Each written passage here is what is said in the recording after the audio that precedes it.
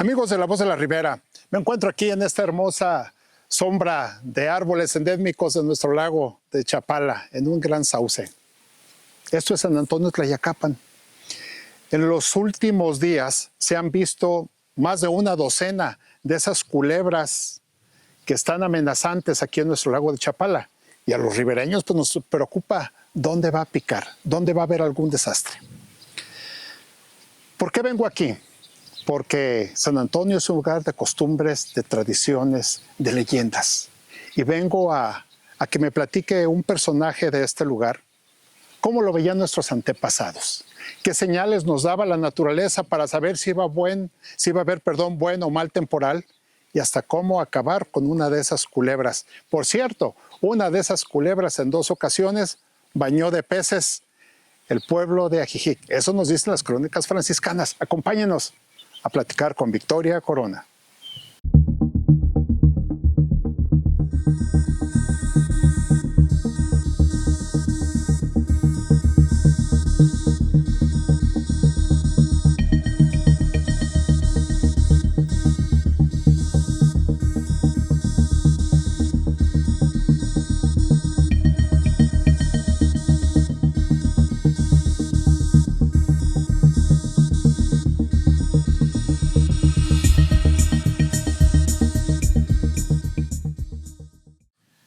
Amiga Victoria Corona, qué grato estar en este sitio, en este malecón.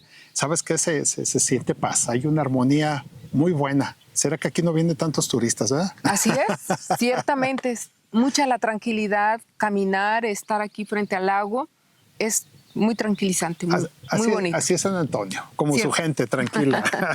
No Vicky, tanto, pero bueno.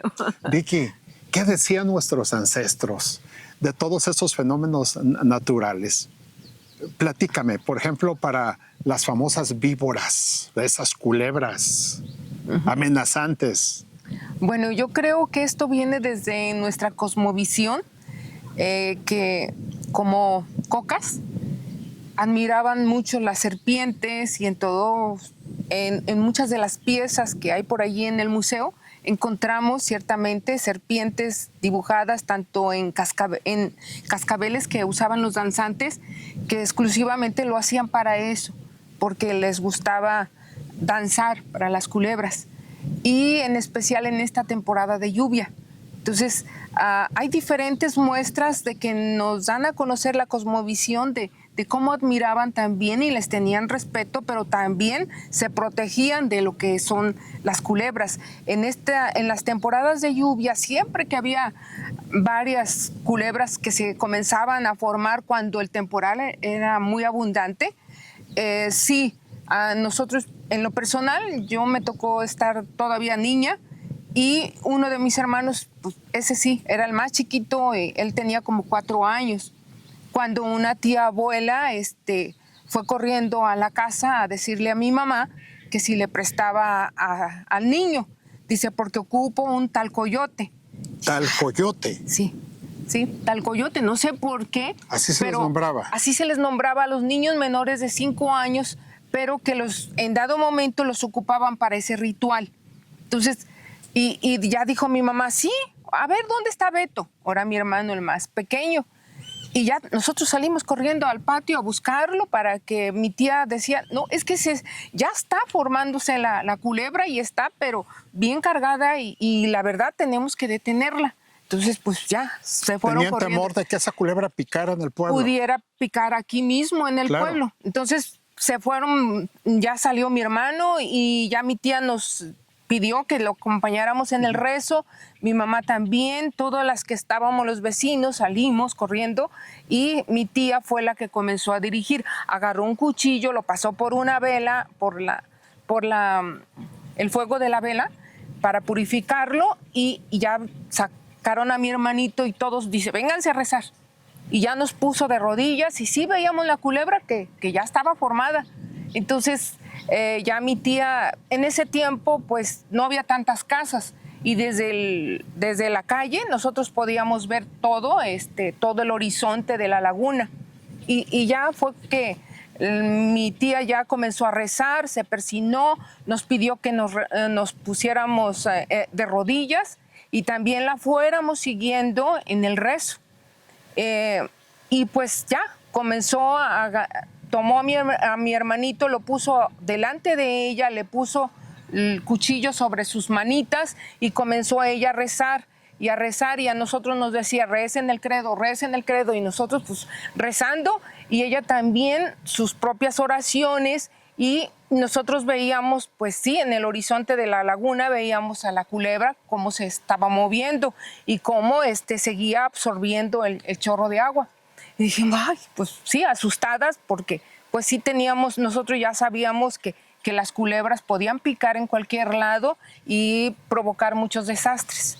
Y pues sí, llegó y ella se puso a rezar, tomó las manitas de mi hermano y comenzó a dirigir sus manos para los diferentes puntos cardinales. Y al final se concentró en donde estaba la culebra, en las partes, en los siguientes como puntos cardinales ella pedía, decía, yo detengo, y iba deteniendo, pero al estar enfrente de la culebra decía, yo corto, en el nombre de Dios Padre, Dios Hijo, el Espíritu Santo, yo corto. Y comenzó con las manitas de mi hermano a ir cortando la culebra. Y nosotros nos quedábamos viendo porque ciertamente donde iba cortando, iba cayendo los pedazos de la culebra a la laguna. Y nosotros nos quedábamos sorprendidos. Claro que sí. Sí, y ahorita pues más de 50 años, pues mi hermano le preguntamos, oye, ¿y tú qué sentiste? Dice, ¿me lo creen que yo sentía que sí estaba cortando algo? Y claro que lo cortó. Y sí, ya no volvimos a saber, pero sí sabíamos que todos ellos tenían mucho conocimiento de la naturaleza. Oye, y a propósito, para las tempestades, yo sé que aquí había una práctica muy especial por medio de un cirio, ¿verdad? Así es, también en las temporadas de lluvia siempre en cada hogar teníamos un cirio bendito. Un cirio bendito. Entonces, cuando veían pues a lo lejano que ya las nubes venían aventando rayos y relámpagos, decían, no, esa tormenta sí viene muy fea. No, mejor vénganse a rezar. Y prendían el cirio y nos ponían a rezar. Y pues sí, curiosamente nosotros veíamos como que la lluvia se calmaba demasiado y ya llegaba y tranquilamente llegaba al pueblo, pero sí nos ponían, y sí, algo que nos recomendaba mi abuelita decía, pero no prendan el cirio cuando ya la lluvia la tenemos encima. Dice, porque se hincan las nubes y entonces sí va a ser peor la tempestad. Se hincan las nubes. Sí. Qué término tan interesante. Sí, pues ella así nos decía, y yo creo que era lo que en nuestro pueblo, pues de alguna forma nos protegíamos, porque siempre era eso. Fíjate que hablando de la naturaleza y de esa interpretación que le damos, a mí me emociona mucho ya cuando, en esa época de calor, cuando escucho unos soniditos de unos pequeños animales que decimos, ya va a haber pitayas, y están pidiendo que llegue el agua. ¿De qué animales nos referimos? Los mayates. Los mayates. Los mayates que, pues, están los mayates y las chicharras. Las chicharras, porque bueno, ya cuando salen los mayates dicen, bueno, ahora sí ya está lista la tierra. Esa sí no me la sabía de los mayates. Pero las chicharras son las que cantan y cantan todo el día y a veces en forma estruendosa porque pues ellas, igual que nosotros, están pidiendo la lluvia.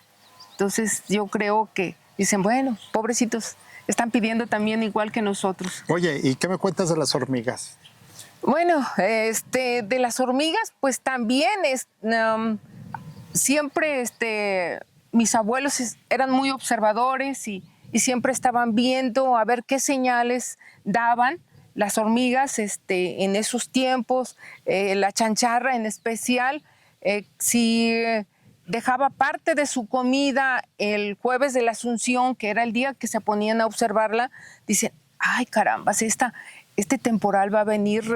Cuando la dejaban en parte... Si las hormigas dejaban comida. Sí, dejaban, cortaban sus hojitas y las llevaban, pero en el camino las largaban y se venían, decía, va a ser abundante la lluvia. Ah, caray. Pero si guardaban todo, decían, no, ahora sí va a estar muy raquítico la lluvia porque pues ellas están guardando todo. Siempre estaban viendo las señales que las aves, en este caso también, que la calandria, si la calandria hacía su... La calandria es la golondrina, ¿verdad? No. ¿No? No. ¿Es diferente? Es diferente. Ese es del área de aquí. La golondrina viene y se va. Pero la calandria es de aquí, de estas zonas. Entonces, la calandria, normalmente si hacía sus nidos muy altos, era señal de que iba a estar abundante la lluvia. Pero si las hacía muy abajo, es que iba a ser raquítico el temporal de lluvia. O sea, siempre, yo creo que las aves, les digo, sí, siempre se estaban observando. Vicky, también, gracias por la aclaración de la calandria y de la golondrina. Sí, diferentes. Sí, gracias. Siempre hay algo por aprender y agradezco. Oye, yo recuerdo cuando era niño escuchaba también algo relacionado con los días santos, con el Jueves Santo, creo, y la lluvia. Sí, precisamente fue lo que comentamos un poquito sobre la chancharra, que en ese día jueves de la Asunción era cuando la tenían que observar, si ese día tiraba su comida o no. O sea, y a lo que voy es esto. Era similar a lo que se dice que si llueve los primeros días del año, o en ciertos meses va a ser muy lluvioso. Sí, también. Sí, también eso anunciaban. Las cabañuelas. Sí, las cabañuelas. Las cabañuelas. Sí, es sí. Otro mensaje, ¿verdad? Sí, es otro de los mensajes que también pues aquí los naturales conocían. Eso era lo que siempre nosotros admirábamos porque pues hasta para sembrar los ojos de agua, para hacer diferentes contacto con la naturaleza, ellos tenían tanto respeto y sí, sí les ayudaba mucho porque lo conocían y sufrir por agua no, porque si ellos estaban sintiendo que la misma naturaleza les estaba anunciando que iba a ser un temporal raquítico o abundante, ellos se tenían que prevenir. Vicky, esta es la voz, esto es el sentir de un pueblo indígena, ¿verdad? Así es. Sí, sí. Porque aquí no fue la llegada a los asentamientos españoles. Pues no, directamente no. Aquí más bien la comunidad indígena, por eso decíamos y mencionábamos pues que había gente que sembraba ojos de agua, sabía cómo sembrar un ojo de agua, que sabían cómo encontrar con varas los lugares donde sí había agua para poder hacer un pozo, una noria. Y yo creo que pues nosotros, por ejemplo, don Brígido Becerra y don José Navarro fueron de los últimos vareros que les decíamos. Vareros que sabían encontrar el agua. Y una de mis abuelitas en los terrenos de Istolta, que fue allí donde estaba una tarjea muy grande, porque allí fue donde también ella sembraron un ojo de agua. Y nosotros como niños pues nos encantaba entrar allí ese ojo de agua que estaba dentro de los terrenos de la familia. Y pues ella misma nos decía, pero mucho cuidado porque esto era cuestión de fe, pero sí su cosmovisión siempre de decir, bueno, ¿cómo podemos sembrar un ojo de agua? Pues mira, metiendo los cabellos de una doncella que pues era para entonces una muchacha que fuera virgen, que fuera digna muchacha, el pelo de una muchacha, el pelo de caballo y pelos de elote. Los ponían con sangre en un cantarito nuevo, les hacían hoyitos y lo enterraban. Pero para eso pues era una ceremonia de rezar por 3 días, de estar en ayuno y estar viendo hasta que se pudiera, a los 3 días comenzaba a notarse la humedad. Y ellos, entonces pues son cosas bonitas que de la naturaleza que ellos pues no sé cómo, pero sí manejaban por medio de esa fe. Parece mucha fantasía. Sí, parece. Hoy en día muchos nos podemos reír, pero ¿sabes qué? Yo te felicito.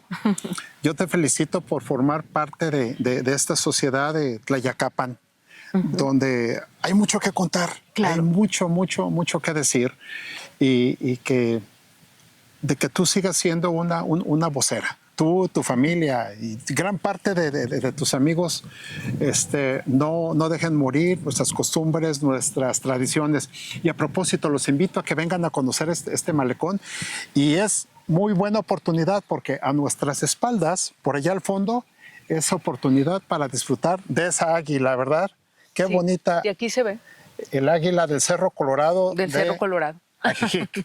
Es el águila más grande de nuestro país. Pues Vicky, Ahí está. gracias. De nada. Gracias como Gracias siempre. a todos. Es un placer. Y esa es nuestra gente de La Gracias. Voz de la Ribera. Saludos a todos desde San Antonio, Tlayacapan.